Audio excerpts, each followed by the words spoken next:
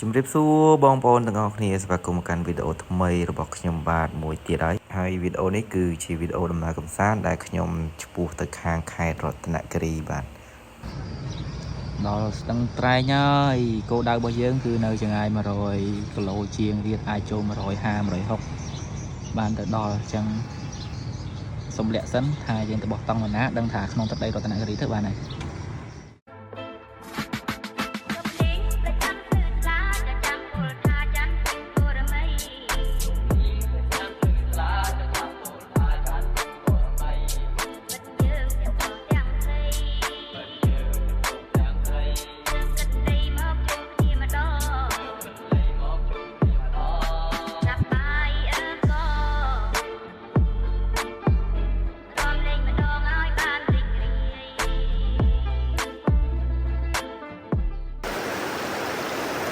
អូខេបន្ទាប់ពីជិះប្រហែលម៉ោងក្រោយមកឥឡូវបានមកដល់គោលដៅហើយ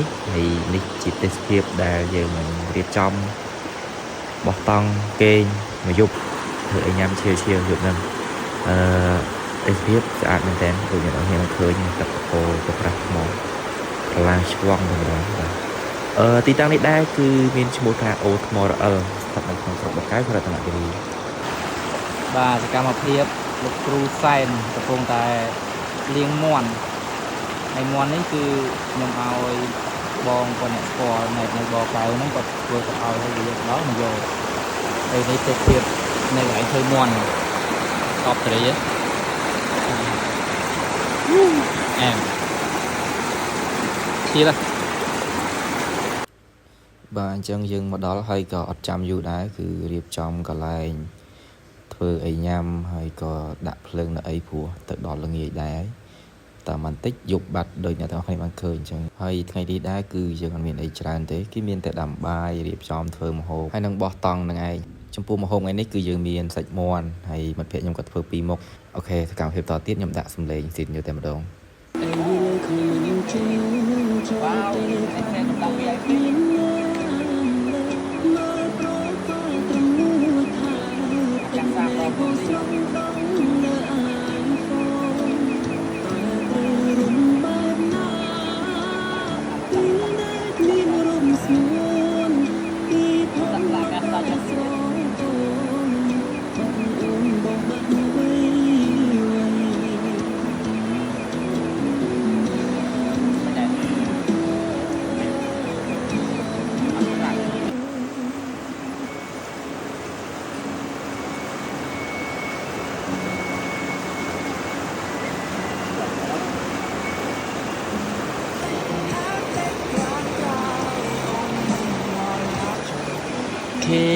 បាយមានមាន់ហ្នឹងនេះសរសែនកប់ត្រីហើយមើល view អូកប់ត្រី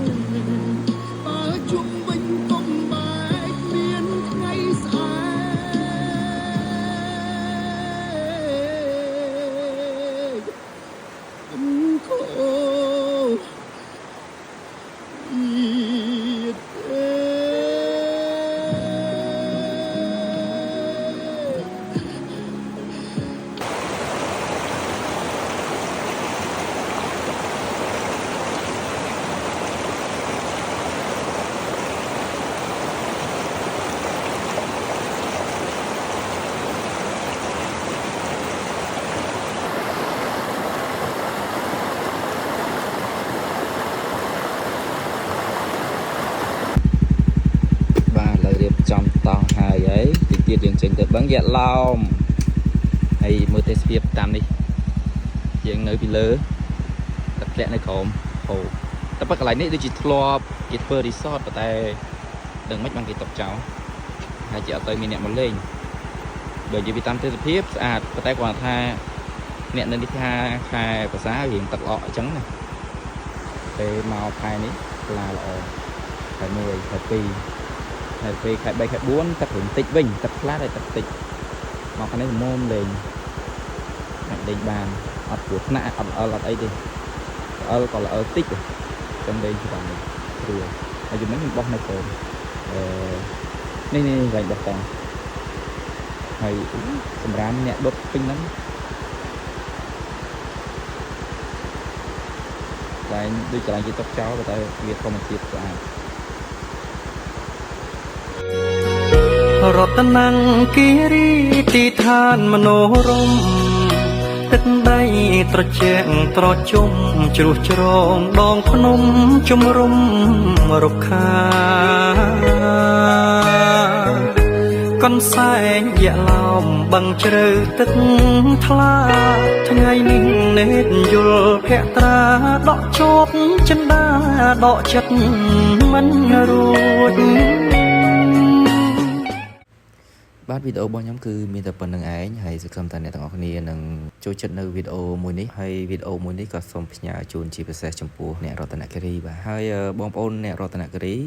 ជួយ comment ផងថាមានកន្លែងកំសាន្តធម្មជាតិបែបនេះនៅកន្លែងណាទៀត comment នៅក្នុងវីដេអូនេះបានហើយខ្ញុំនឹងមានកម្រងទៅជាបន្តទៀតនៅឱកាសណាមួយហើយបងប្អូនជួយ comment ផងថាទៅកន្លែងណាស្អាត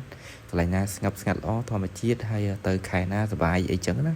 បាទអរគុណច្រើនសម្រាប់ការតាមដានវីដេអូមួយនេះហើយក៏សូមជម្រាបលានិងជួបគ្នានៅវីដេអូក្រោយអរគុណបាយបាយ